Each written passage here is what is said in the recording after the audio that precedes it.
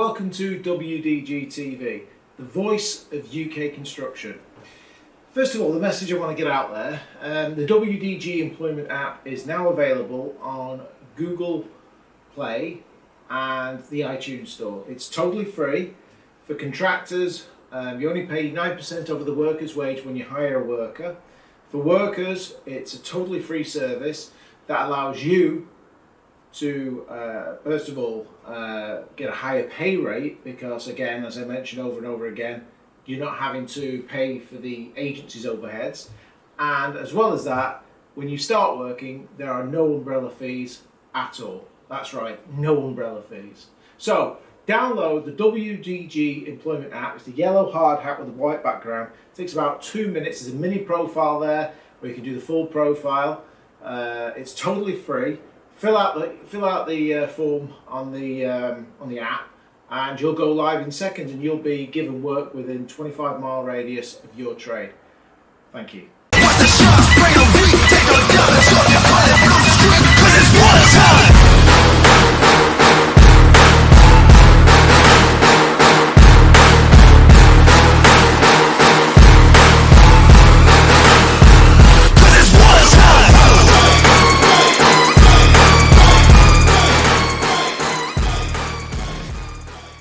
Hello and welcome to another edition of WDG TV, and today we've got Sabrina Bensilum, who is a painter and decorator in the UK, and we're going to have a little chat with her about working in the industry and what got her involved in it and how she feels about the changes, and just general chat to just find out all about who Sabrina is and what she does on site. So Sabrina, nice to have you in the show. Thanks for joining us. Hello. Hello, yeah. So, okay, so what got you into painting and decorating? Well, it's just, I like to do things up. I always have done since a child, and seeing old things, fixing them, and yeah, so that's what I did. I just started from there.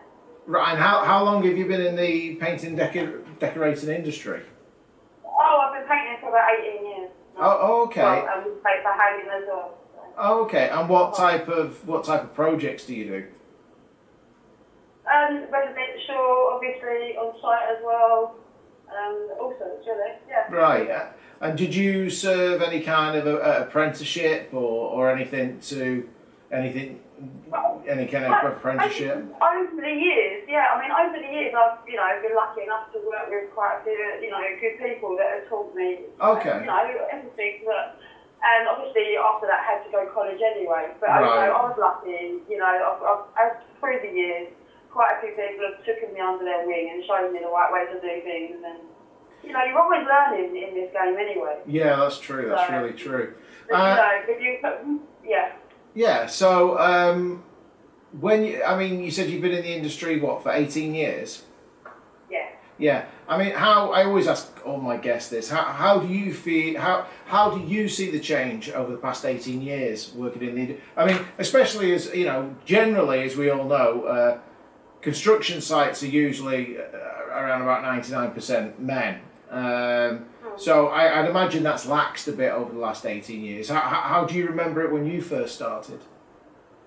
Yeah, it's all men, wasn't it? Yeah, I mean, more, every day you see more and more women on site now, which is good. Yeah, definitely. Back before, oh my God, yeah, it's a lot more relaxed now with women on site. I mean, before, obviously, it was like, oh, look at this, she can't do the job, it's a man's job, that's scenario. Wow. But, yeah, because obviously, it's a macho thing, a woman's there doing a man's job, and, that's just how it is then. But, I mean, you still get the odd few here and there, Do you ever get conflict if it's another painter and decorator, a male one on site? Do you ever get the? Oh yeah, of course you do. You do. What can you do about it? Yeah. You have to go and correct their work. Yeah. No. Oh, okay. Well, that's a good thing. So. Yeah. So. How do you what's the? I mean, yourself, have you worked for employment agencies in the past? Have you put your name down and got work with an agency? No, I've either been working directly with a company or been self-employed myself. Have you ever approached an agency for work? No, no. What's your I mean, because we know there's agencies all over the UK on the high streets, all over the place. What was your inner feeling that made you avoid using an employment agency? No, nothing at all. It's just how it's worked out. It's just how it's worked out. I haven't needed to. I mean, I would definitely think about it in the future. Obviously. Yeah, no, definitely, yeah. I was just lucky enough to be able to go from one to the other, that was either with the actual company themselves, or yeah. And now I don't know anything about painting at all or decorating. Has the technology changed? I mean, I've worked in recruitment all my life, but has the technology changed from, you know, how you, like, for example, I might sound a bit silly with this, but have the brushes changed? Do you use different paints? Have things changed in the industry? Yeah, things change. Yeah, of course it does. Yeah, things change. I think it gets better. You know, like everything. So yeah. And, I mean, before, you know, not many people. Well, people that I knew about 18 years ago, purdy brushes. What's a purdy brush? Yeah. That's what I mean. Now, after painting with a purdy brush, they're like, yeah. What is it? What's a purdy brush? It's a brush. It's a purdy, but you know, a really nice brush to use. Oh, okay, like a high quality one. Yes, it's a purdy. Okay. And when you do your kind of projects that you do, for example, do you find that the client pushes you? Does he want you to do? I mean, do you work on price or do you work on an hourly rate? I'll do both.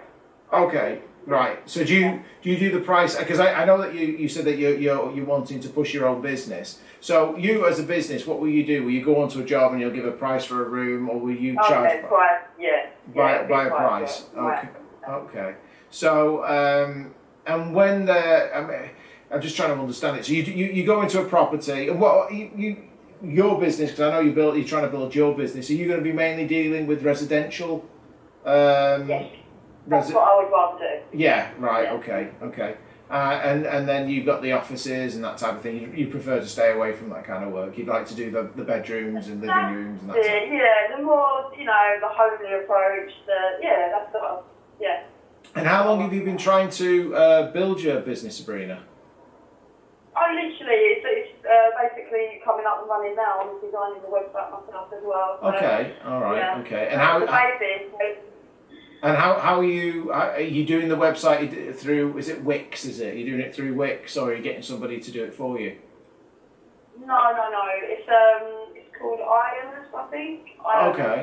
Okay. Yeah. And I mean, obviously, are you going to be pushing that on social media, on Facebook, and that type of thing? Yes, that's what I've been doing, basically, getting everything ready for it. Very good, very good. And what made you? It takes time. It does. It definitely does. I mean, it's just sheer perseverance. I mean, I know from, you know, building my business in the beginning, it's just sheer perseverance. You just got to keep pushing and pushing and pushing at it. It's so easy to give up, but I mean, at the end of the day, if you give up, you're never going to have the business, are you? So yeah. So what made you want to work for yourself rather than work for somebody else? I know, it's just, you know, obviously I'm getting on a bit now, and I'd like to, so yeah, it's time, you know, You'd like to work under your own steam. And what kind of areas?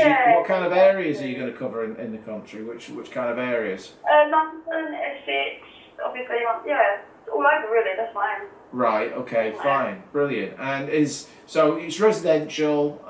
You cover the Essex area, London. Yeah. And do you work on your own, or have you got somebody that works with you? There's a couple of us. Oh, okay. Brilliant. As well. Do you know the name of your business yet? Yeah, it's Sabrina's Interior Decor Service. Okay, there we go. So, now I did have a talk with you briefly about the employment app that we have. Do you understand how that works? Yes. Yeah, so what we basically do is we have an app that allows, if it's somebody like yourself, from the owner perspective, as a painter and decorator, say you're on a job and it's a little bit further afield, and what we allow you to do with the app, it's a free service until you hire somebody. You get onto the app and you put down the rate of pay that you want the person to be paid. Our fee is always 9% over the worker's wage. You put down the amount that you want to pay, the worker that you want them to get paid, and then you press send. What that automatically does is then sends out alert to individual apps, like we call it a red push notification, which appears on the app like a text message. Then the painter, the decorator, or labourer, the way that would work is they would see the push notification, and then if they look at it, a brief breakdown, not knowing who you are, what the pay rate, length of the job, and a job description. If they're interested, they would press yes, I'm available, and within a second of you actually sending that out, you'd start to get people on the app that were ready to start on your position. And each individual would have a worker reliability score, which again is based on timekeeping and productivity. So you'd able to see, and they have to build this. So the higher the score goes up, the better wage that these individuals get, and obviously you're going to pick the person with the best rating. So we allow you to pick the individual, press send, and then that individual will turn up on your job whenever you need him. Do you think that's something down the line that you would, you as a business would find useful? Yeah. Because we all start these businesses, and a lot of people think, oh well, I've spoke to many people on the phone. Oh, we're just a one-man band. There's only two of us. But what actually happens is, you get one job, and then you get another job, then you got three jobs, then you got four jobs, and then you're all running around. How are we going to do this? And the next thing you know, you're turning work away, which is not what you want to do. So from that perspective, it helps. So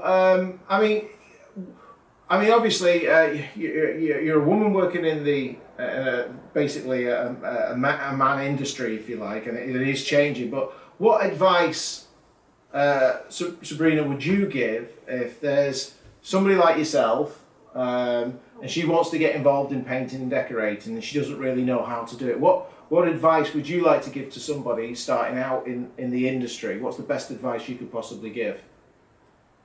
Go to college, work hard, get your MVQ. Obviously find somewhere that's good enough, that you feel secure enough to carry on with it. Yeah, just keep fighting for it. Do they still have apprenticeships for painters and decorators? Yeah, of course. Yeah. So how do they work it? So you'd go to like college? I'm not sure now because it was a while ago for me. So. But yeah, I don't know. But I think the way they used to do it was that you went to the college for 1 day a week, and then you would work doing your apprenticeship 5 days a week. Yeah. And how long does it take from sort of start to finish to become sort of a painter and decorator? It all depends on yourself, and it really does. I've known painters. They've started it, they've done it for a couple of years, then they've walked away from it, done something else, and then they've come back to it. So it all depends on you as a person, like anything. Yeah. Is it a year or usually 2 years, 3 years? What's the range? It's longer. It's like any trade, because you start like you're doing the painting, and then like I do the wallpapering as well. I also fit the wide vinyl. Oh, okay. So it really depends on what you want to do with it. Some people I know they just like painting. Yeah, other people they just like wallpapering. I remember my mother and her friend. They were painting and decorating, and I think she was doing it for a boyfriend. And they decorated and put the wallpaper up on a house. And I remember it was probably about maybe about 3 weeks later, and all the paper started peeling off the ceilings. Oh, no. I don't know why it took 3 weeks to all come down, but the wallpaper. I remember walking into the living room, seeing half of it hanging up, and she was running around trying to, paste up the bits that fell down, and eventually I think she did that job 3 times because it was slowly falling down bit by bit by bit. Do you know of any funny stories that have happened to you on site? Can you remember? Oh, I've seen quite a few. I've seen 2 men fight over Dyson. No, Henry Hoover. Oh yeah. Fighting over that because one of them, they just wanted to go quick, and they both had to. So have you seen any funny situations on site that you've kind of noticed and you thought, what the hell happened there? God, yeah, there's a few. Yeah, tell us. I know my audience would love to hear. So tell me what What have you come across? And you thought that's... normal, you know, you get Barneys on site. To be fair, a lot of them actually, they can be quite, you know, nasty with each other, to be honest with you. Oh yeah, yeah. Yeah, they can be. Have you had it? Because I know painting. I know painting can be kind of, it's an art to do because I like to paint myself. But have you ever seen any jobs when somebody's been painting, it's turned out a complete mess, like the new?